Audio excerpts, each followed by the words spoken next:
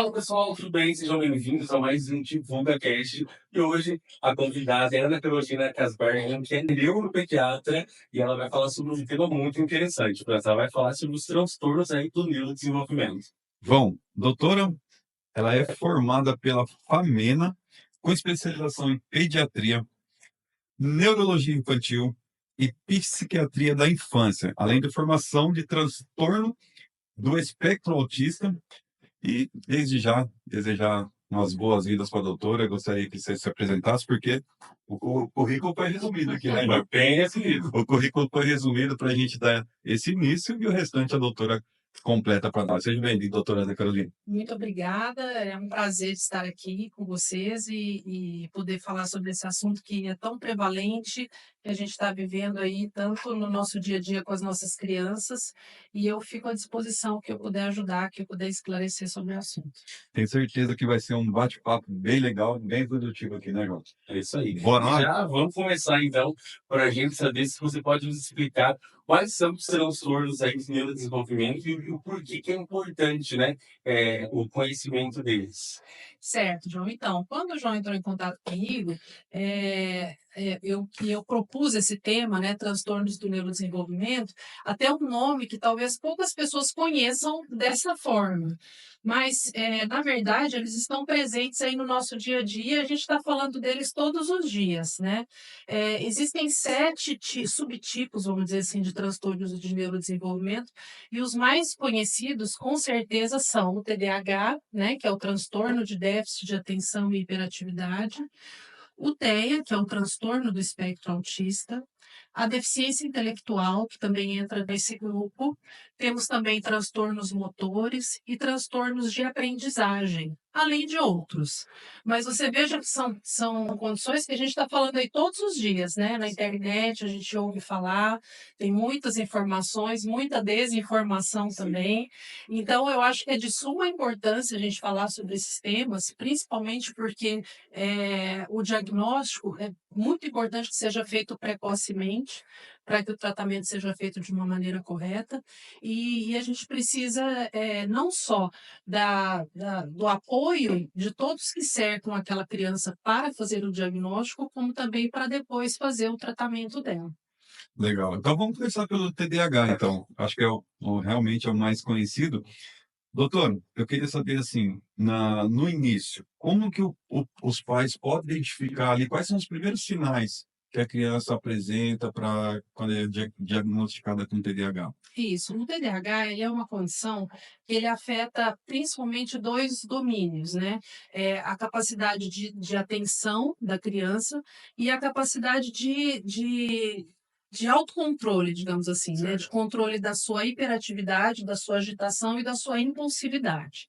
Então, são essas duas características que a gente vê mais nas crianças. O TDAH, ele é uma coisa só, mas ele pode aparecer de 3 formas diferentes. Na forma em que a desatenção ela é predominante, então a criança é mais desatenta, nem é tão hiperativa e impulsiva. Pode ser mais hiperativa e impulsiva, ou ela pode ter uma forma combinada, como a gente diz, né? Então ela pode ter as duas coisas ao mesmo tempo. Então a gente vê esses três subtipos, vamos dizer assim, dentro da mesma condição que é o TDAH. E essa condição, até você me perguntou quais são os primeiros sinais, né? Até uma certa idade, até por volta dos 5 anos, a criança ainda está numa fase do neurodesenvolvimento em que é muito difícil a gente concluir esse diagnóstico, pelo próprio desenvolvimento do cérebro. O cérebro ele ainda não está preparado para receber esse diagnóstico. Porque a região responsável por controlar isso, a atenção e a impulsividade, a hiperatividade, ela ainda não está completamente desenvolvida. Então, por isso que as crianças mais novinhas, elas são mais impulsivas, podem ser um pouco mais agitadas, elas não têm um tempo de atenção ainda tão desenvolvido também. Então, até essa idade, a gente tem que ter, de certa forma, uma certa tolerância em relação a esses sintomas. A gente não tem ainda como concluir esse diagnóstico. No entanto, se o quadro já for extremamente exuberante, se a criança for muito agitada, a ponto de se colocar em perigo, muito impulsiva, levando a problemas escolares, problemas sociais, familiares, se ela for extremamente desatenta, então já uma situação que os pais devem procurar o atendimento, devem procurar uma orientação, porque mesmo sem você concluir o diagnóstico, você já deve acompanhar essa criança. E muitas vezes tem muitas coisas que a gente já começa a fazer, já começa a fazer um acompanhamento psicológico, também dos pais, uma orientação de como lidar com essa criança. Então, ao menor sinal de que essa criança tem, vamos dizer assim, um comportamento que não é esperado para aquela idade, os pais devem sim procurar uma orientação tanto do neuropediatra, do psiquiatra infantil, como também de uma psicóloga, né? E aí, só completando, a importância da escola, né? A gente sempre diz que a escola e os educadores, eles são de extrema importância nesse processo, porque hoje em dia as crianças passam muito tempo na escola. Sim. E, além de ser um ambiente que o professor, os cuidadores vão conseguir observar ela bastante, é um ambiente que você tem um poder de comparação. Você vai poder comparar aquela criança com as outras crianças que estão com ela. Então, em sinais de diferença, olha, aquela criança ela tem um comportamento um pouco diferente, não é o esperado para a idade dela. Então, não é o papel do educador dar o diagnóstico, né? Ele não deve dizer, ah, mãe, eu acho que é isso, eu acho que é aquilo. Mas se ele vê algo diferente das outras crianças, ele deve sim alertar os pais, para que os pais já procurem um atendimento profissional. E ainda sobre o TDAH, qual que é o impacto dele, assim, na vida da criança dentro de casa e dentro da escola? Olha, o impacto é enorme, né? E eu posso dizer para você que o impacto ele começa na infância, mas se você não identifica e não trata o TDAH, o impacto na fase adulta é também muito grande, né? Então, tanto na escola, quanto na família, quanto em termos pessoais, é muito grande, porque a criança passa a ser uma criança que ela nos ambientes sociais ela tem muita dificuldade de convivência, ela passa a não, outras crianças passam a não querer brincar com ela, por exemplo. Na família, pode gerar conflitos, tanto dos pais com a criança, quanto da própria família, porque aquela criança gera conflitos dentro da casa.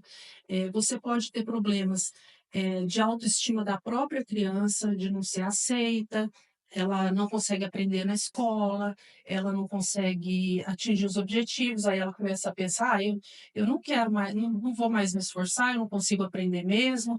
Eu não vou mais querer brincar com as crianças, ninguém gosta de mim mesmo.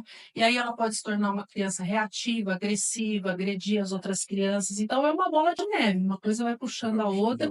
E aí, se você não identifica, a criança começa a ter sérios problemas, tanto na vida social, familiar, quanto acadêmica também. Então, assim, parece uma coisa simples, atenção e hiperatividade, mas isso impacta de uma maneira muito grande, inclusive a vida familiar, né, dos pais.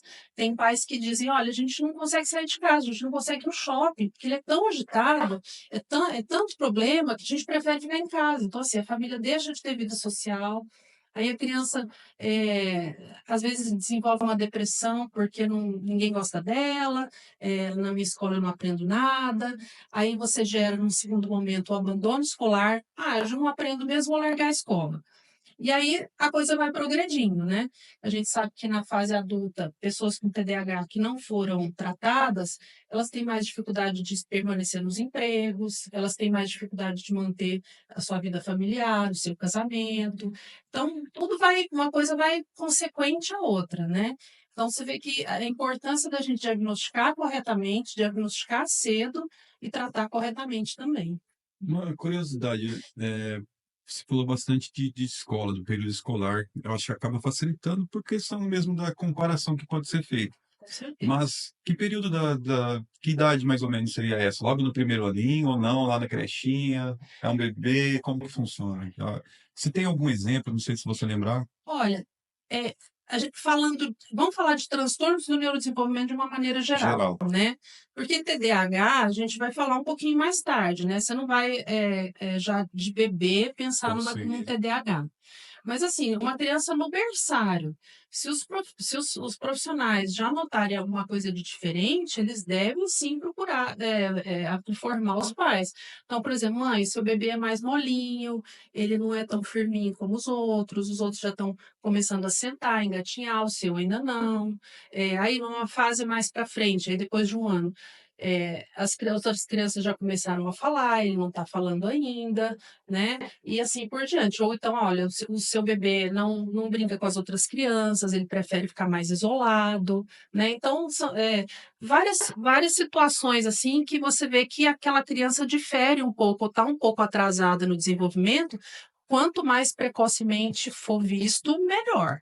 Então, qualquer sinal de que tem um atraso motor, né? Como a gente viu, os transtornos do neurodesenvolvimento, eles podem ser transtornos motores. Sim. Então, se tem um transtorno motor, ou se essa criança está com atraso na linguagem, na fala, ou ela tem um problema de convivência com as outras crianças, ou ela tem um comportamento muito irritado, agressivo, agitado, qualquer dessas situações deve sim ser informada aos pais. Eu acho que você citou a escola porque realmente essa questão de comparação, a partir do momento que é só os pais e a criança, eu acho que dificulta mais para os pais, né? É, Principalmente que os professores hoje são preparados para isso, para isso, identificar, encaminhar. Eu exatamente. acredito que a responsabilidade, não responsabilidade, mas a facilidade do professor é bem maior do que a dos pais, por esse ato de comparação mesmo, né? É.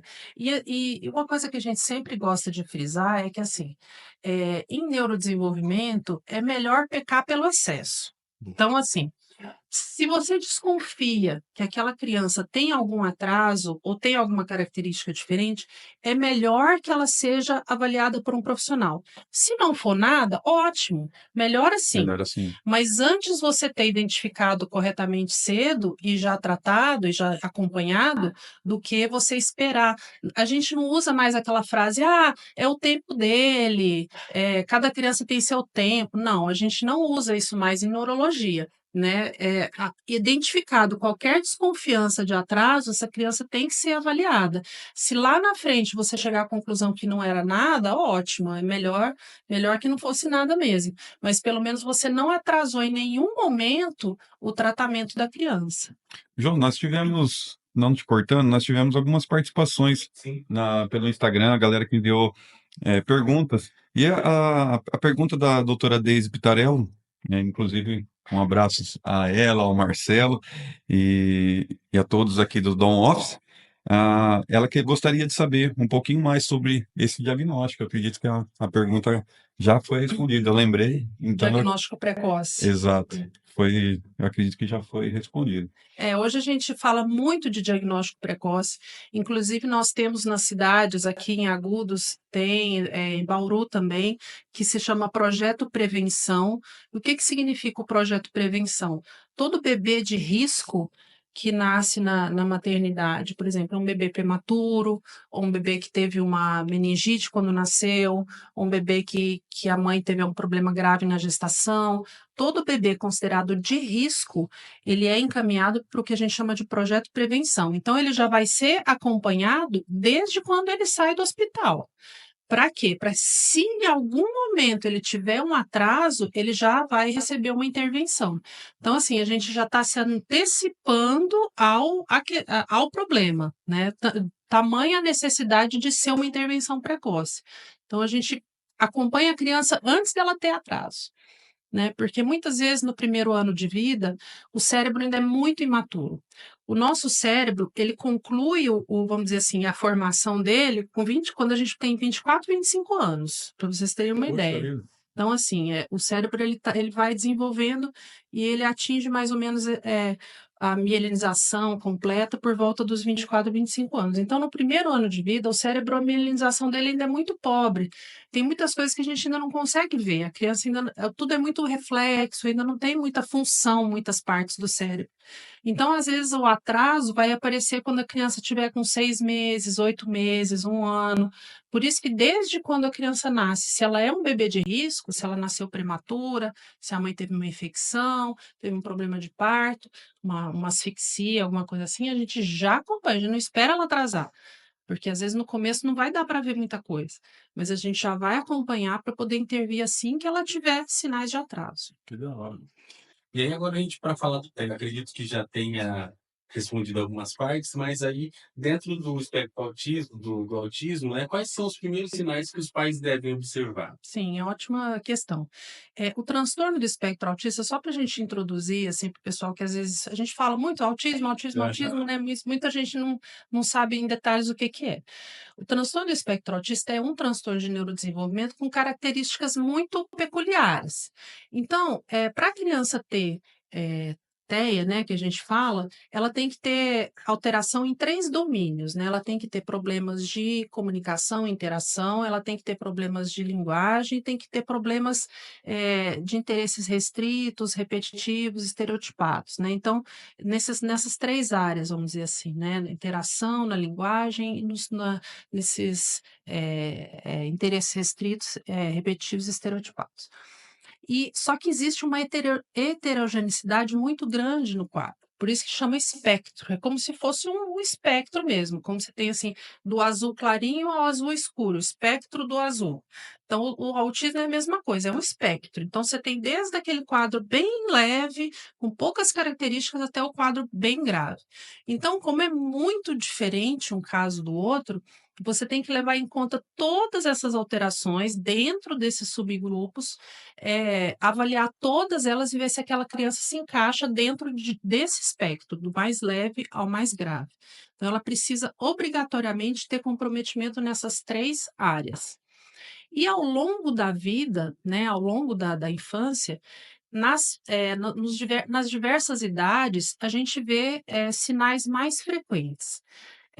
Todos os estudos que foram feitos, o que a literatura mostrou é que no primeiro ano de vida, até pelo fato da criança ainda não falar, né, a criança ainda não tem muito controle motor, ela ainda não anda, então tem muitas coisas que ela ainda não teria como manifestar. Sim. Então, o que que a gente vê mais frequentemente?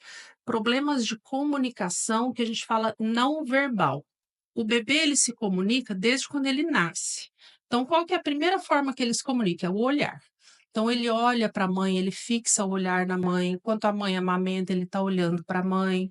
E assim ele vai, aos poucos, adquirindo outros tipos de comunicação. Então, ele primeiro é o olhar, depois ele começa a sorrir, ele reconhece os rostos das pessoas familiares.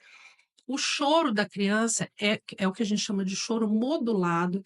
Então, a mãe sabe quando é fome, a mãe sabe quando é sono, a mãe sabe quando é birra. Então, a gente chama isso de choro modulado. Cada choro significa uma coisa. E aí, depois a criança começa a brincar, que a gente fala jogos sociais, brincar de esconder achou, ela acha graça, né? Então, assim, são interações que a gente fala não verbais. Então, o primeiro sinal assim, que foi considerado mais frequente é a falta do contato visual. Então, assim, aquele bebê que ele não olha para a mãe, ele não se interessa em olhar para a mãe. Às vezes a mãe está amamentando, ele se interessa por pequenas coisas, por exemplo, o botão da camisa da mãe, ou então um broche que a mãe está usando, ou então o brilhinho do óculos da mãe que fica aqui do lado. Então ele se interessa por coisas muito pequenas, mas ele não fixa o olhar, ele não reconhece a face da mãe como uma coisa que ele um reconhecimento face a face, digamos assim, né? E aí depois, por exemplo, o choro da criança com TEA, quando bebê, ele não é modulado, é sempre o mesmo choro. Então, assim, ela não tem essa questão da comunicação não verbal.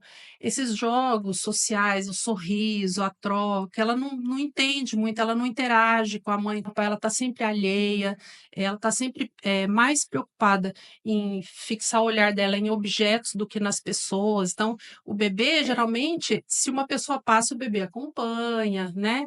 E o bebê com TEA geralmente não faz isso. Ele está mais interessado em olhar essa garrafa, olhar o copo, do que olhar a pessoa passando, Poxa vida. né? Então, essas pequenas pistas, né, já dão hoje a capacidade da gente fazer diagnósticos muito precoces. Existe um software que se chama eye tracking. O eye tracking, ele é capaz de mapear para onde a criança está olhando. Então, ele capta a íris e ele consegue mapear para onde a criança está olhando. Isso já vem sendo utilizado há alguns anos, eles colocam a criança no computador, e aí com desenhos animados, eles conseguem ver para onde a criança está olhando. Então, a criança às vezes tem um desenho de uma criança brincando no parquinho, toda criança vai olhar para a criança brincando no parquinho. Não, a criança com TEA, ela vai olhar a maçã que está desenhada na árvore no cantinho. E o eye tracking, ele consegue mapear isso. E aí, o que que os americanos criaram agora? Eles criaram um eye tracking muito melhor, que consegue, por exemplo, num ambiente que a criança estiver na creche ou num parquinho, eles conseguem mapear o olhar das crianças. Então, de cada criança, eles conseguem mapear para onde aquela criança está olhando e se ela está olhando para as outras, interagindo com o olhar com as outras. E agora eles estão com um projeto a partir de 2021, se eu não me engano, que eles começaram a fazer mapeamento nas creches, nas escolinhas, nos ambientes de crianças. Sim. Exatamente pelo que eu contei para vocês, para fazer o diagnóstico precoce. Então, o eye tracking, ele não vai dar o diagnóstico, não é que a criança vai fazer esse teste lá no parquinho, ele não passou no teste, ele tem TEA, não é isso. Mas ele liga uma luzinha amarela. Então, é igual eu falei do projeto prevenção. Se liga a luzinha amarela, opa, vamos acompanhar essa criança. Então, está se tentando fazer o diagnóstico cada vez mais precoce. E agora a gente o eye tracking já está chegando no Brasil também, esse tipo a gente ainda não tem disponível, mas assim, já tem projetos de trazer, de traduzir esse software aqui para o Brasil, para poder também auxiliar nesse diagnóstico precoce. Então, não é uma coisa que, nós vamos usar esse aparelho e vamos diagnosticar nos bebês, não é isso. Mas é mais um auxiliar.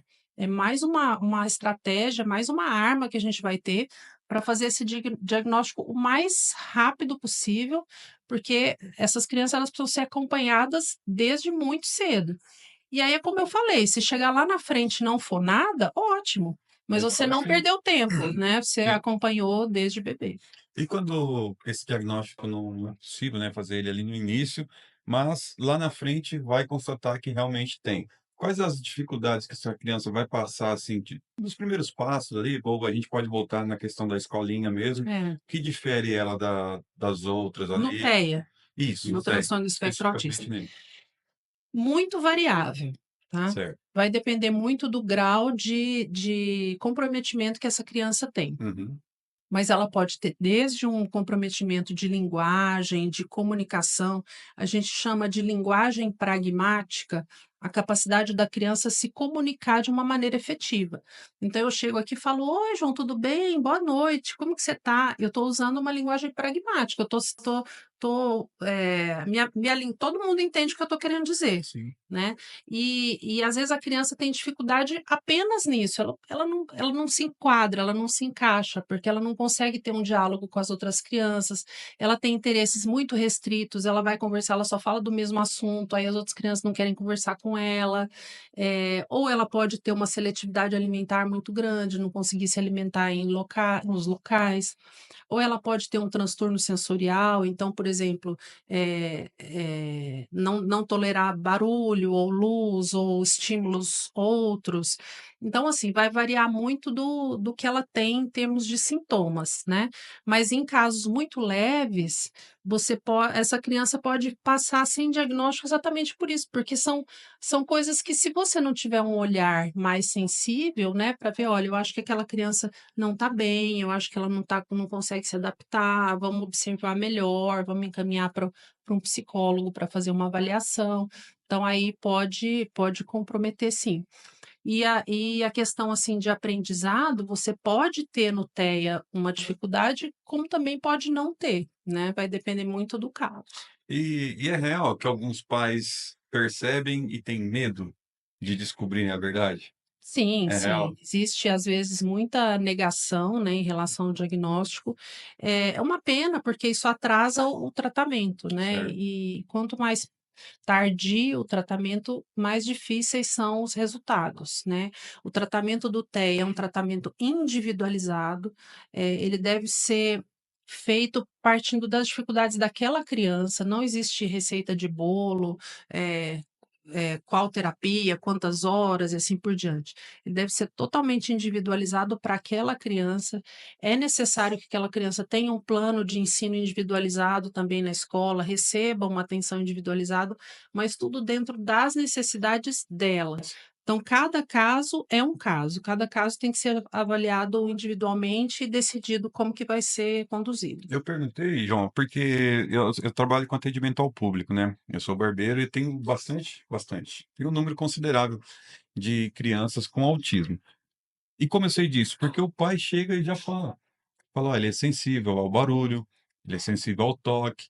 Outros realmente ficam só assistindo a mesma coisa toda vez que vem. E aí fica mais fácil de eu lidar com a criança. Porém, eu passo por uma situação em que a criança, por experiência, não é que nem você falou, o professor não faz o diagnóstico, eu também não vou fazer.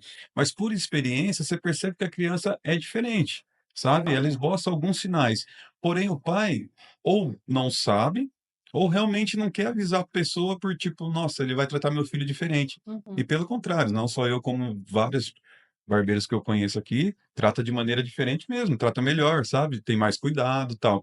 E isso é muito legal, porque se todos os pais que hoje sentem medo de identificarem, né, ou de fazer uma consulta, tal, que isso possa encorajá-lo eles, quem É, estiver assistindo, né, é. com certeza. É uma das questões mais desafiadoras no TEA é o corte de cabelo, realmente, né? É, Eles têm uma verdade. sensibilidade. Uma das alterações sensoriais mais comuns é a questão do couro cabeludo, do Verdade. cabelo, né? Então, você tem um desafio E grande é aí. muito legal, porque na primeira vez gera, assim, tudo é novidade, acaba, mas com o tempo eles já se acostumam, né. Sim. Aí é que nem eu te falei, quando o pai fala, a gente já vai com uma mais suave na máquina, na tesoura, tenta fazer um serviço bem mais rápido para não prender ele tanto ali, e facilita.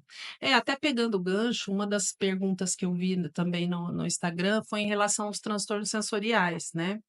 Eh, Os transtornos sensoriais, eles não estão dentro dos transtornos de neurodesenvolvimento como definição, mas eles, são situações em que a nossa parte sensorial ela está desorganizada, vamos dizer assim. Então o que que é o sensorial? Tudo que você recebe de informação externa vem por estímulo sensorial. Então o que você escuta, o que você vê, o que você sente na pele, dor, sabor, né, olfato, paladar, é todo o nosso sistema sensorial. E aí, por algum motivo, existe uma desorganização disso, para mais ou para menos. Então, você pode sentir, o indivíduo, né, pode sentir mais dor ou menos dor, o toque pode ser irritativo ou não, ou ele pode não se importar com o toque quando ele deveria, o barulho pode ser muito irritante, ou não se importar com o barulho, o sabor, o gosto também pode ser algo muito irritante, cheiro. Então, assim, o sensório ele está desorganizado de alguma forma em algum dos sentidos nossos. E o transtorno sensorial, que foi a pergunta que foi feita na internet, ele pode sim ser isolado. Então, a criança pode ter um transtorno sensorial e não necessariamente ter um transtorno do espectro autista. Mas o transtorno sensorial é muito comum dentro do transtorno do espectro autista, muito comum. É uma das características mais comuns que a gente vê. Então, é aquela criança que tem sensibilidade ao toque, ela tem sensibilidade ao barulho, muitas dificuldades alimentares de origem sensorial, porque o nosso alimentar é uma das coisas que mais usa a parte sensorial, porque você tem que olhar o alimento, você tem que cheirar o alimento, você tem que sentir o gosto do alimento, o toque do alimento, a textura. Então, assim, Operação. você usa todos os seus sentidos para se alimentar. Então é uma bagunça de sentidos. Sim. Então, para a criança que já tem um transtorno sensorial, se ele parece uma para nós tão simples, né, se alimentar, mas para a criança que tem um transtorno sensorial é muito difícil, né. É. Então, às vezes, tem criança que só come um alimento, só macarrão sem molho e água, por exemplo. E aí vai aumentar. E o que que a gente sugere sempre para os pais que têm crianças com alteração sensorial, principalmente de alimentação? partir sempre dos alimentos que a criança já come e tentar ampliar por ali. Porque se ela já conhece aquela textura, aquela cor, aquele sabor, então você tentar coisas parecidas, você vai aos poucos ampliando, né? Então, se a criança come pão de queijo, tenta o biscoito de polvilho. Come o biscoito de polvilho, tenta uma outra bolacha parecida. E assim você está ampliando aos pouquinhos o, o, o contexto ali alimentar dela, né? Legal. E agora vamos falar então sobre um pouquinho sobre o transtorno específico da aprendizagem. Ele tem muitos pais ali que ficam preocupados sobre essa dificuldade na escola. E como que a gente consegue diferenciar a dificuldade que é normal e a criança que tem um transtorno? Certo. Bom, os transtornos de aprendizagem, eles são aquelas situações em que a criança tem uma dificuldade específica na aprendizagem, porém com um QI normal, uma capacidade intelectual normal. Então, ela não tem deficiência intelectual, ela consegue realizar todas as outras atividades muito bem, porém, naquela atividade acadêmica, seja uma ou seja várias, ela não consegue se desenvolver. E aí você tem a dislexia, que é a dificuldade na leitura, você tem a descalculia, que é a dificuldade de cálculos, né, matemáticos, você tem a disgrafia, você tem a desortografia, que estão todos dentro dos transtornos de aprendizagem. Então, essa criança tem uma inteligência normal, mas aí ela não consegue se desenvolver nessas áreas. Essa questão é uma questão neurobiológica. São processos cerebrais que não conseguem ser realizados da maneira correta, tá? O que a gente tem que primeiro diferenciar nessa criança? Ela tem uma inteligência normal e ela tem um transtorno de aprendizagem ou ela tem um déficit cognitivo. Então, o primeiro passo a gente tem que ver isso, né? Então, essa criança, desculpa, tem uma dislexia, por exemplo, aí a gente tem que ver uma segunda coisa. É um transtorno de aprendizagem ou é uma dificuldade de aprendizagem, que são coisas diferentes. O que que é a dificuldade? Pode ser um problema com o método de ensino, que ela não se adaptou, pode ser uma mudança de escola, às vezes estava numa escola com um método, não se adaptou àquela sala de aula, pode ser algum problema emocional, então não se adaptou, está tendo bullying na escola, qualquer coisa parecida. Então, você vai ter que diferenciar se é uma dificuldade ou se é um transtorno. As dificuldades realmente, geralmente elas se resolvem em pouco tempo, com algumas medidas. Os transtornos, eles costumam ter assim, um transcorrer mais crônico, né? E para você ter, por exemplo, uma dislexia, essa criança tem que ter um tempo de alfabetização adequado, mínimo, né? Então, você não pode pegar uma criança de 6 anos e dizer, ela tem dislexia, porque ela nem foi nem teve tempo ainda de alfabetização ali para você fazer essa análise, né? Então, a gente tem que analisar todos esses aspectos para poder iniciar a investigação, digamos assim, de um transtorno de aprendizagem. E esse é um diagnóstico clínico, tá? Não existe nenhum exame que por si possa fazer esse diagnóstico, e por isso que a gente chama ele de um diagnóstico multidisciplinar. A gente vai precisar de uma avaliação com um psicólogo, muito provavelmente, vai precisar da ajuda de um fonoaudiólogo também, talvez de um psicopedagogo, isso vai de cada caso, né? Aí cada caso vai ser avaliado de uma forma. E, como eu já falei antes, a ajuda da escola, porque se a escola observar qualquer uma dessas situações, já informar os pais do que está acontecendo, para que os pais já possam procurar ajuda para poder identificar exatamente o que está acontecendo e já procurar o tratamento. Doutora, de todos esses transtornos, já que a gente já citou, é necessário que tenha um acompanhamento para uma melhora, uma evolução da criança. Em algum momento, esse tratamento ele vai ser encerrado ou depende do grau do transtorno, ele tem que ser para o resto da vida? Como que funciona? É muito difícil a gente definir, se vai haver um encerramento ou não do tratamento. Primeiro que depende muito do grau de comprometimento do indivíduo, né. No caso de transtornos, são, transtornos neurobiológicos, a gente não pode dizer, assim, que tenha uma cura, né, por É, ser uma coisa eu acho que essa neurobiológica. seria a minha pergunta, eu não É. expressei.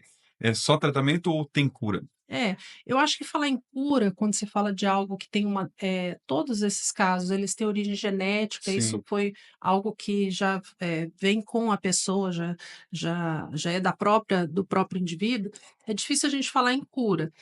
O que que acontece muitas vezes? Com o tratamento, você consegue atenuar de uma tal forma os sintomas e também ocorrer uma adaptação do próprio indivíduo que ele não precisa de nenhum tratamento mais, né. Então, por exemplo, no transtorno do espectro autista, vamos dizer, num TNV1, né, aqueles casos bem leves, às vezes com os acompanhamentos, com acompanhamento psicológico, a pessoa mesmo consegue desenvolver as suas estratégias sociais, a maneira de lidar com as suas limitações, e ela se resolve, sim. né. Então ela diz: "Olha, eu estou super bem, eu não preciso mais de acompanhamento, estou me sentindo bem", né, então aí todos os tratamentos podem ser encerrados e ela pode levar uma vida completamente normal.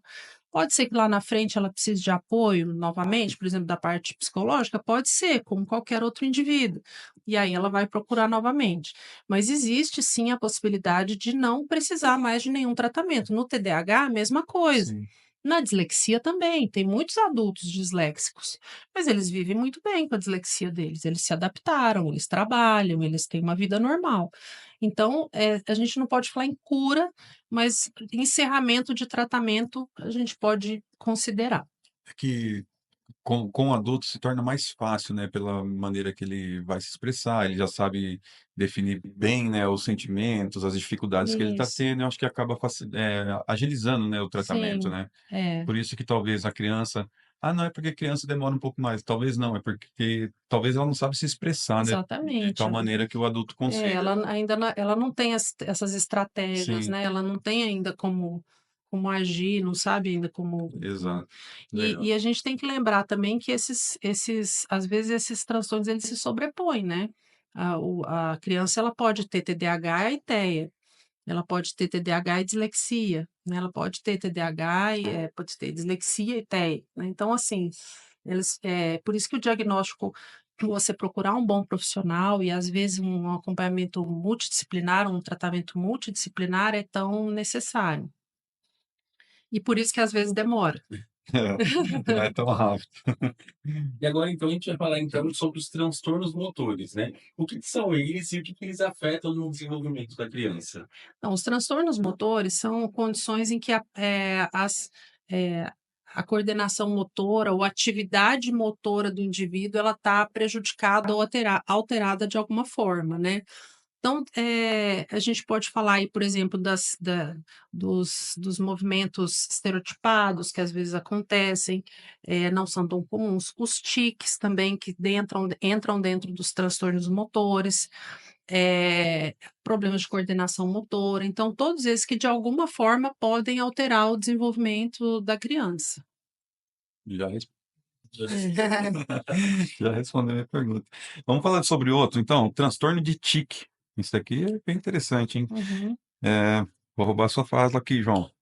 A Ei, gente tem todo um script, mas direto a gente sai só para não perder o rumo. Doutor, o que é um transtorno de tique, então, e como ele se manifesta nas crianças, em crianças? Então, os tiques, eles são movimentos repetitivos, estereotipados, que a criança realiza e, que a gente diz assim, inevitáveis, né?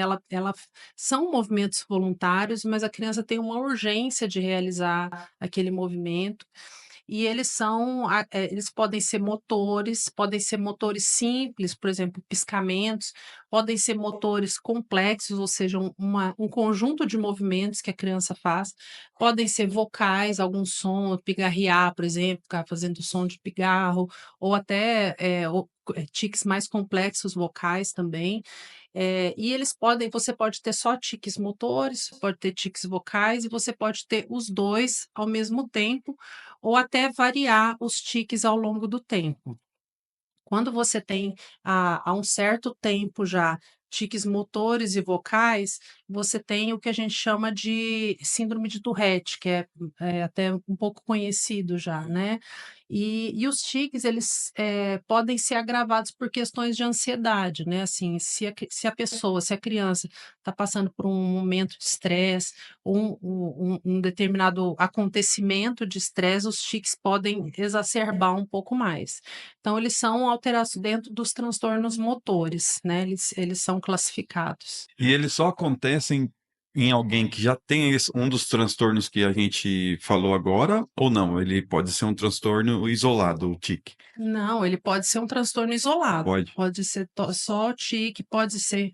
A gente tem o caso, por exemplo, dos tiques transitórios, então às vezes a criança tem tique por um período curto e deixa de ter, isso pode acontecer, né? Às vezes num período de maior estresse que ela tenha, ou mesmo sem nenhum motivo e desaparece em poucos meses. Você pode ter tiques crônicos que aí você tem durante algum tempo, mas não tem vocais e motores ao mesmo tempo, e você tem a síndrome de Tourette, que aí já tem uma evolução mais crônica e com um controle um pouco mais difícil. E esse tique vem para aliviar essa ansiedade? Isso, é É? como é como se fosse uma urgência, né, Sim. ele sente a necessidade de fazer aquele movimento, ou dar aquele grito, ou fazer aquele pigarro, é como se fosse uma necessidade, uma urgência de fazer aquele movimento. E dentro aí desses transtornos, né, motores, a parte para ajudar a criança ou a pessoa, é um tratamento, ela inclui igual aos outros transtornos, a equipe multidisciplinar ou tem algum outro que consegue ser feito esse tratamento? Sim, vai depender um pouco do caso. Por exemplo, no caso dos tiques, o tratamento é com acompanhamento psicológico, né, e medicamentoso também, na maioria dos casos, né. Mas a gente só trata os tiques, por exemplo, com medicação, quando eles trazem prejuízo para a criança, né. Então, se for um tique leve, que não for algo que está afetando a vida social, a vida acadêmica da criança, não há essa necessidade. Agora, quando compromete a criança, sim, né, como acontece na maioria dos casos, né, que na escola ou mesmo no dia a dia a criança passa a ter comprometimento, aí sim é o caso de um tratamento medicamentoso. E esse prejuízo ele pode ser físico? Tipo, a criança pode ter algum tique que ela acaba se machucando, assim, agredindo o outro, talvez, não sei? Não, heteroagressão não, machucando também eu nunca vi um caso, mas ela pode, por exemplo, sentir dores, né. Então tem crianças que fazem movimento cervical, por exemplo, muito brusco, né, um tique de movimento cervical, um tique, com movimento com o braço, então assim, são centenas de vezes durante o dia, né, Sim. então assim, ela passa a ter dores musculares, então, por exemplo, piscamento, fica com dor no olho, porque fica piscando muito, né, então pode ter prejuízos nesse sentido. Eu vi que é Tourette, né, que fala? Tourette? Doente. É. É, eu vi que um adulto já bem conhecido, bem famoso na internet, ele tem todos os dentes, todos deformados, porque ele fala que uma dos tiques que ele tem é pressionar muito É, o deve dente de fazer uma um forma muito forte. é, E isso acontece em criança também? Pode acontecer em criança também? pode, esse tipo de você acaba tendo um prejuízo físico mesmo, né, por Poxa, conta do tique. Então, pode acontecer. rapaz. E agora a gente vai falar um pouquinho sobre o transtorno da comunicação, né. Uhum. Quais que são os sinais mais comuns que aí os pais vai analisar nessas crianças sobre essa questão da comunicação? Sim, os transtornos da comunicação, eles englobam, dificuldades que a criança tem realmente em se comunicar verbalmente, né. Então, você pode ter desde um atraso na fala, como uma disfluência, por exemplo, que é a gagueira, né. Então a dificuldade da criança de falar, ou uma disfluência, ou uma dificuldade de dialogar também. Então, assim, todos os transtornos que envolvem a fala e a comunicação sem ter, envolvimento de outras áreas. O que que eu quero dizer com isso? Por exemplo, no transtorno do espectro autista, você tem um comprometimento da fala, mas você tem outros comprometimentos também. No caso desses transtornos de comunicação, eles vão vão ser só relacionados à comunicação realmente. E os pais devem ficar atentos a isso, né, se a criança está demorando muito para falar, né, às vezes é aquela criança que ela se comunica super bem com gesto, ela aponta, ela faz que sim, faz que não, só que ela não fala, né, então ela tem um atraso na fala realmente. Ou aquela criança que quando ela vai falar, ela fala ela você não consegue entender o que ela está falando, então todos esses essas dificuldades, se os pais já observam, ou uma gagueira que não está passando, a gente pode ter essa disfluência, a gagueira transitória, então é muito comum aí por volta dos 4 aninhos, a criança ficar gaga uns 2, 3 meses, depois melhora, né, ser transitório. Meu filho foi assim, ficou uns meses um pouco gago, depois melhorou. Mas se isso está persistindo ou se está piorando, aí é necessário uma avaliação fonoaudiológica um pouco mais específica. Aquela é uma curiosidade agora, aquela comunicação infantil que você vê que a criança não evolui, mas eu falo tô falando pelos meus atendimentos mesmo, de um menino da mesma idade, talvez se comunica de uma forma mais madura, já Uhum. evoluída, e você percebe que aquela criança não evolui. Isso pode ser um sinal ou realmente é só uma criação dos pais mesmo? É, Uma linguagem infantil, assim, já inadequada para a idade dela. aí vai ter que analisar todo o contexto, Certo. né, se aquilo é realmente só uma questão de linguagem, de fala, ou se a criança tem algum comprometimento em outros aspectos psicológicos, se ela é uma criança imatura, se na escola ela está tendo um bom desenvolvimento ou não, né, se ela pode ter uma deficiência intelectual ou não, então aí vai ter que avaliar o contexto daquela criança mesmo. Entendi. E como os professores e os pais também podem ajudar a desvendar isso, a descobrir isso? É na observação Só realmente, observando ali e tal, na porque observação e na comparação, né, aham, eu digo assim, por exemplo, nas escolas, se a gente diz que eles têm esse poder de observar a criança no convívio social, como que ela é com as outras crianças, como que é o desenvolvimento pedagógico dela, porque a gente tem desculpa, a criança, conforme ela vai passando a idade, a gente chama de marcos do desenvolvimento, ela tem que estar cumprindo já certas coisas. E aí nas escolas você vai ver, essa criança ela consegue pular com os 2 pés, a outra não consegue, essa que já está subindo escada, a outra não, esse consegue fazer o círculo certinho, o outro não. Então assim, são pequenas coisas que, como eu falei, é melhor pecar pelo excesso. Se você vê que aquela criança está destoando muito em relação ao neurodesenvolvimento dela, é melhor que ela seja avaliada do que você deixar passar e lá na frente você ter um atraso no desenvolvimento que já fica um pouco mais difícil da gente, tratar, né. uma pergunta fora de contexto agora, mas a gente falou bastante sobre escola. Na sua opinião, em que momento da vida ali é o ideal? Salve todas as exceções de cada caso, eu sei que cada caso é um caso, mas em que momento ali é o momento ideal para colocar uma criança numa escola? Fazer ela se enturmar com outros? Olha, eu sou assim, eu sou suspeita para falar, porque eu toda criança que entra no meu consultório eu falo assim: "Já está na escola?". Porque o que que acontece? Antigamente, as famílias eram grandes, as crianças ficavam mais soltas, então elas tinham muito convivência com outras crianças, elas tinham muito mais experiências sensoriais, a gente fala muito em enriquecimento de ambiente. Então as crianças ficavam soltas no quintal, na rua, né, e tinham várias experiências com outras crianças e tal. Hoje em dia isso se tornou muito mais difícil, as famílias geralmente têm um filho só, No máximo mora em 2. apartamento, né, fica preso o dia inteiro, fica na televisão. E assim, para a criança, para o neurodesenvolvimento, isso é muito ruim. Então, assim, quanto mais, experiências, emocionais, sensoriais, sociais a criança tiver, melhor vai ser o desenvolvimento dela. Então, assim, eu acho que tem que colocar o quanto antes. Eu sou uma defensora das crianças, se socializando, em ambientes enriquecidos. Então, assim, a escola, cada dia é uma experiência diferente, né. Se essa criança ficar em casa, às vezes todo dia para ela vai ser igual, né. Vai assistir o mesmo desenho, vai sentar no sofá, vai brincar com o mesmo brinquedo. E na escola não, ela vai ter experiências sociais, ela vai morder, ela vai vão Vai bater ser nela, mordida. vai ter que disputar um Ah, brinquedo, né. Então, assim, tudo isso é experiência para a criança, né. Então, eu sou uma defensora da escola, eu acho que tem que ir o quanto que antes. legal. E aí, sobre o desenvolvimento intelectual agora.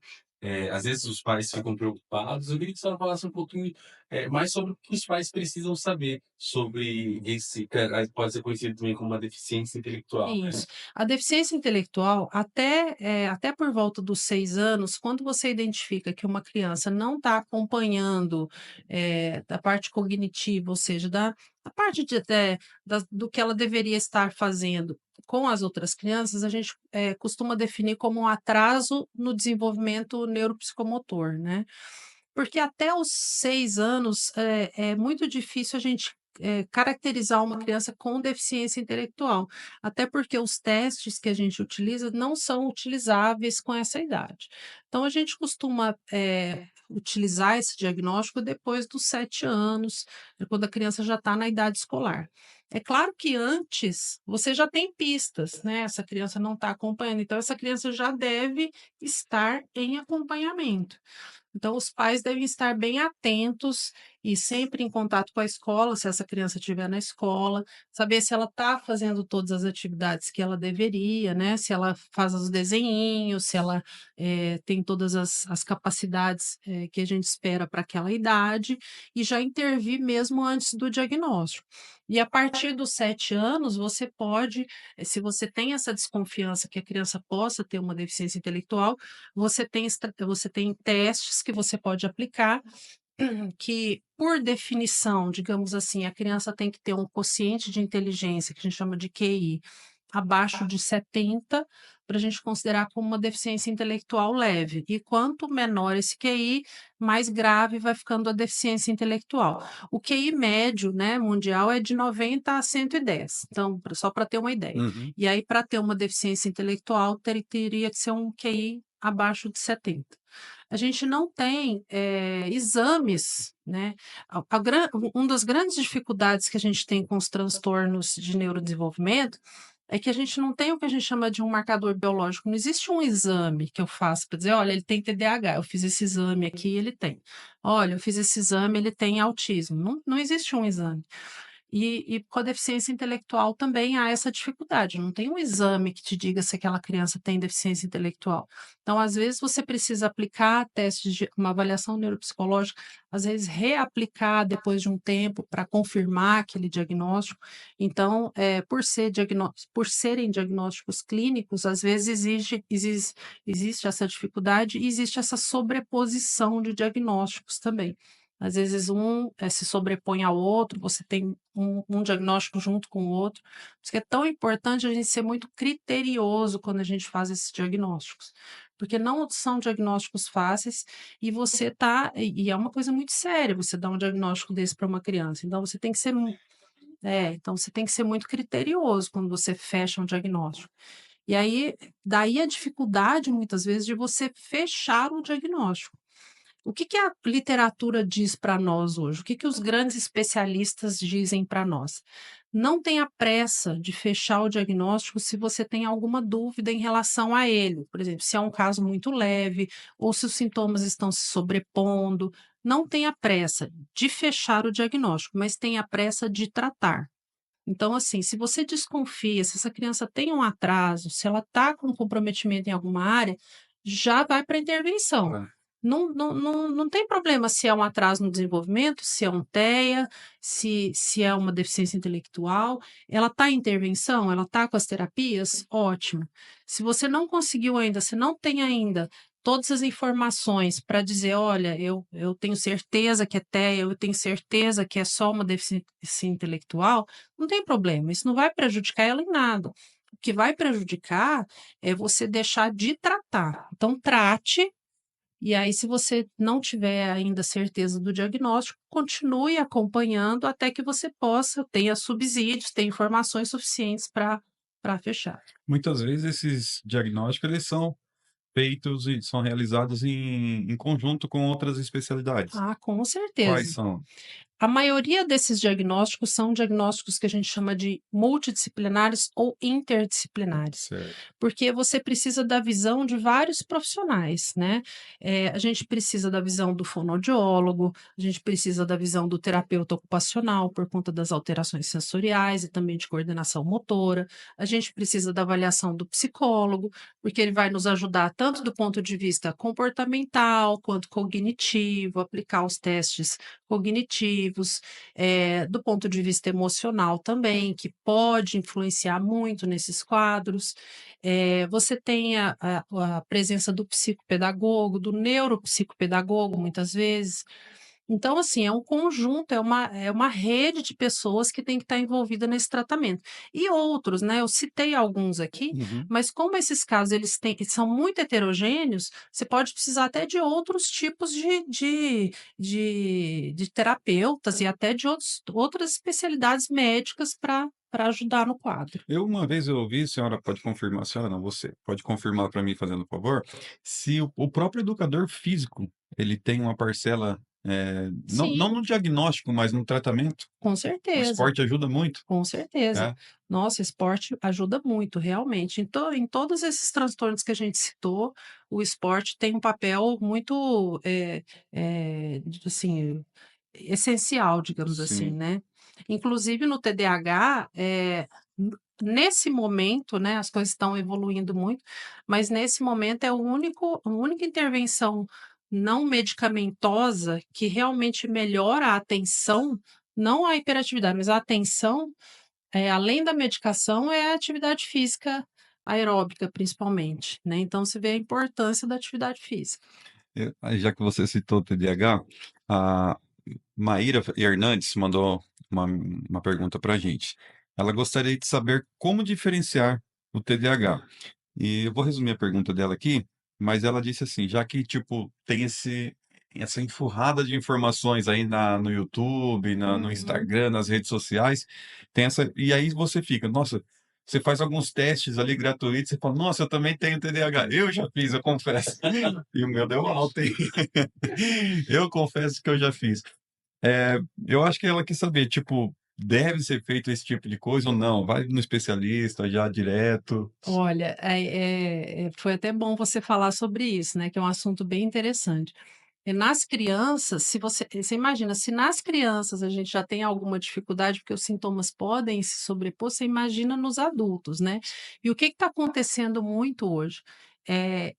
Os sintomas de TDAH, eles são muito semelhantes a sintomas que acontecem em outras condições. Então existe até um quadro que eu tenho em uma aula minha que mostra, a semelhança entre os sintomas de TDAH, de transtorno de ansiedade, de transtorno bipolar, de vários transtornos que existem que têm muitas características semelhantes. Então, muitas vezes a pessoa pode ter um quadro de ansiedade, por exemplo, e ter muitos sintomas semelhantes a TDAH e não ser TDAH. E o tratamento dela vai ser completamente diferente, medicações diferentes, abordagens diferentes.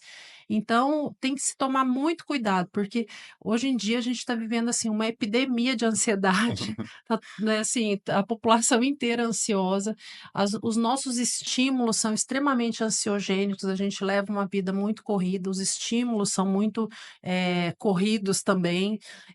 Então, assim, tem se confundido muito esses diagnósticos e as pessoas estão partindo para tratamentos inadequados, né, e às vezes até piorando os sintomas. Então, a minha sugestão é que procure realmente um profissional, às vezes precisa ser realizada até uma avaliação neuropsicológica, realizar testes mesmo para se confirmar do que se trata, e não pensar que, porque tem aqueles sintomas ali da internet, eu tenho TDAH, porque pode ser uma coisa completamente diferente. A gente sabe que muita coisa pode influenciar a nossa atenção. É só imaginar assim, se você está preocupado com alguma coisa, você não vai conseguir ler um livro, né? Você está super preocupado com o assunto. Você não consegue mais ter atenção. Então, assim, a ansiedade, ela é um grande influenciador na nossa atenção. As nossas práticas atuais, assim, questão de sono, alimentação, uso excessivo de celular, uso excessivo de redes sociais, tudo isso está minando a nossa atenção. Então, assim, a gente tem que levar tudo isso em conta antes de tratar como TDAH, né? Por isso que a avaliação profissional e às vezes até durante algum tempo antes de fechar o diagnóstico é tão importante. Então, agora a gente vai falar sobre um pouquinho sobre as perguntas que eles passaram. A gente já foi usando aqui, mas aí vamos Sim. fazer as perguntas para honrar aí o pessoal que comentou e fez as perguntas lá.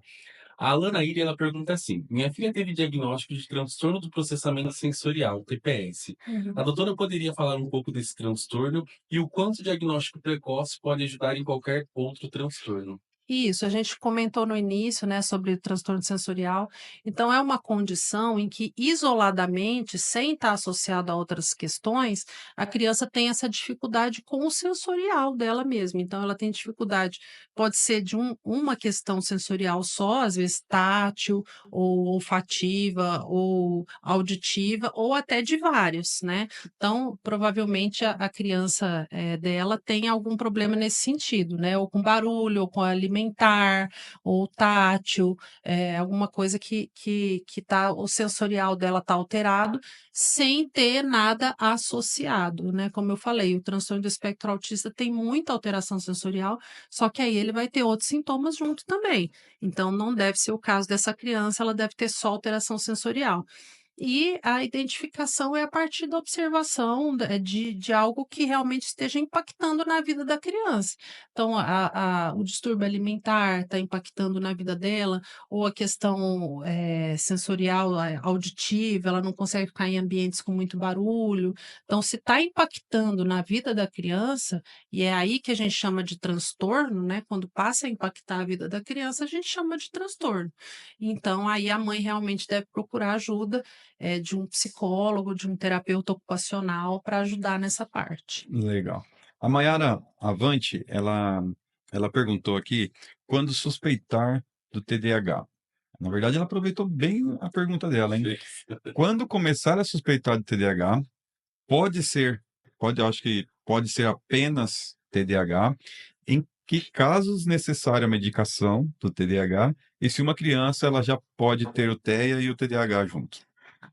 Então, vamos para a Ela primeira aproveitou, pergunta. ela aproveitou. Então, como eu Muito bem. disse no início da nossa conversa, desde quando a criança é bem pequena, você pode notar que aquela criança é extremamente agitada, que aquela criança tem dificuldade de autocontrole, é muito Suspeitar desde impulsiva. pequenininho. Mas até uma certa idade, a gente não, vamos dizer assim, fecha esse diagnóstico por conta da própria maturidade cerebral da criança.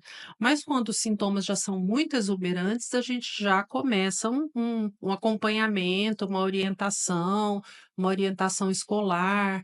Às vezes, em casos muito, muito graves, a gente acaba tendo que medicar de alguma forma, mas isso é mais raro, né? Até que essa criança tenha uma idade um pouquinho maior, em torno dos 5 anos, para a gente poder realmente usar esse termo TDAH e realmente falar em TDAH. Né, essa foi a primeira pergunta, qual que era a É. segunda? A segunda é se pode ter apenas, eu acho que você já respondeu também que não, que um sobrepõe o outro, Sim, né. o TDAH ele pode estar associado a várias outras condições. O TDAH é um transtorno que ele dificilmente anda sozinho. Em mais ou menos 70, 80% dos casos, o TDAH está associado a alguma outra condição. Então, o TDAH e a ansiedade, o TDAH e o transtorno do espectro autista, o TDAH e a dislexia, TDAH e síndrome depressiva. Então, assim, o TDAH, na grande maioria das vezes, ele não gosta de andar só, ele sempre está acompanhado. Então, por isso que é importante a visão do profissional e o acompanhamento para identificar, quando for o caso, essas condições que vêm associadas. E o mais comum é realmente a ansiedade? Mais comum, a É a ansiedade. parceiraça dele mesmo. Que legal. É, o uso das medicações no TDAH vai depender de uma questão dimensional. Todas essas condições que a gente colocou, a gente tem que avaliar qual o tamanho do impacto naquele caso. Então, por exemplo, se você tem uma criança que até preenche critérios para TDAH, mas ela não está tendo prejuízos com aquela condição, ela vai bem na escola, a questão social dela é preservada, na família está tudo ok. Não tem um motivo para você medicar essa criança. Por que que você vai medicar se está tudo bem, né? Então, o tratamento do TDAH, eu gosto muito desse termo, ele é dimensional. Qual que é a dimensão do problema? e ele é medicamentoso. Dificilmente o TDAH melhora, dificilmente você tem, dificilmente não, não tem, uma melhora adequada se você não tratar com medicação essa condição. Então, não tem como tratar TDAH se ele estiver comprometendo a vida da criança. Se ele tiver uma dimensão de comprometimento, não tem como tratar sem medicação. Aí sim precisa introduzir medicação. Então, o divisor é esse: está comprometendo, tem um comprometimento, seja social, seja familiar, seja acadêmico, aí é a hora de você tratar. E o tratamento é realmente com medicação. Certo. A Iene Tavera, ela pergunta: por que o diagnóstico na primeira infância, observado e analisado muitas vezes, não é feito pelos médicos especialistas e se estende até 7 anos para a efetivação do diagnóstico? Será que é do TDAH ou do TEA? Ela não deixou específico, né? Certo. Aí, tem duas questões que a gente pode colocar. A primeira delas é essa questão que a gente falou da própria maturidade, cerebral e do neurodesenvolvimento. Então, no TDAH, por exemplo, a gente espera até por volta dos 5 anos para poder realmente, falar nesse diagnóstico.